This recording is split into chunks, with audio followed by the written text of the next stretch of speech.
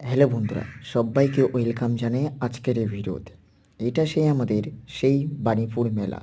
সবাই জানে এই মেলাটা অনেকটা বড় এবং বাঙালিদের মধ্যে আকর্ষণীয় একটা মেলা।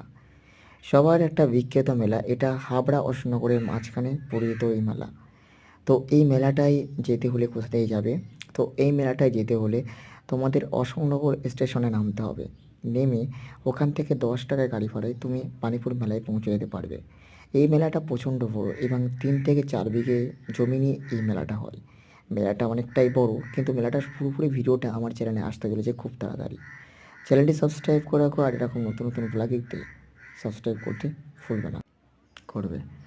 তো আজকে আমি মেলার মধ্যে কিছুটা ভিডিও করলাম। আজকে খুব ভালো লাগছিলো যে অনেক দিন পরে বাণীপুর মেলাতে এসেছি, আর খুব তাড়াতাড়ি তোমাদের সাথে ভিডিও আনতে চলেছি। খুব দূরে যেতে চলেছি, দার্জিলিং। তো দার্জিলিংয়ের ভিডিও খুব তাড়াতাড়ি আমার চ্যানেলে আসতে চলেছে। সবাইকে অসংখ্য ধন্যবাদ। লাভ ইউ গাইস, তোমরা আমাকে সাপোর্ট করার জন্য। Love you guys, thank you so much.